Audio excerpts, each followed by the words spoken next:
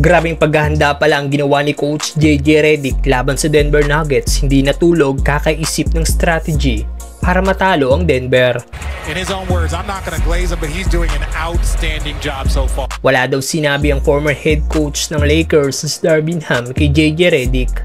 Madami nga pong napabilib sa naging panalo ng Lakers kontra sa Denver Nuggets. Isa na dito ang Lakers legend na si James Worthy.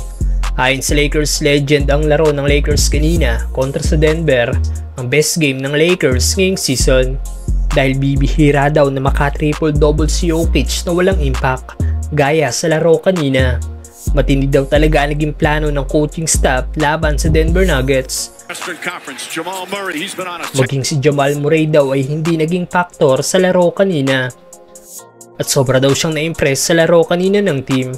For both teams. Both want to play with pace, both job getting up tempo.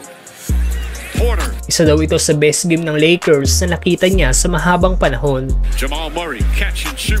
Can't get that. Ayon naman sa Lakers legend si Magic Johnson, big win daw talaga ito para sa Lakers. Ang laro daw kanina nagpapatunay na ang trio ni Luka, LeBron at Austin Reeves ay kaya magtagumpay sa opensa ni Coach JJ Redick.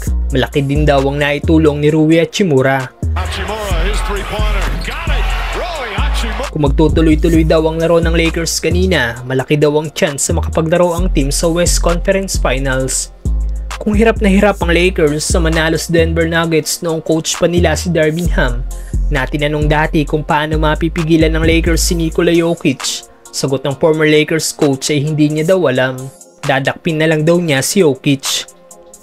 Pero para nga po sa Lakers coach si JJ Redick, sinabi nito after ng game kanina, talagang malaking oras daw ang ginugol niya at ng coaching staff ng team para sa Denver Nuggets. After daw ng laban nila sa Portland, hindi na siya nakatulog kakaisip ng plano laban sa Denver. Na-envision niya daw na maglalaro ng husto ang team pero mas nahigitan daw ng Lakers kanina ang kanyang na-envision. Gordon gets inside, blocked by Doncic, goes out to Brown. He has to hook. I pretty much haven't slept since we walked off the court in Portland. And, I've just spent a lot of time on this game. Our staff spent a lot of time on this game.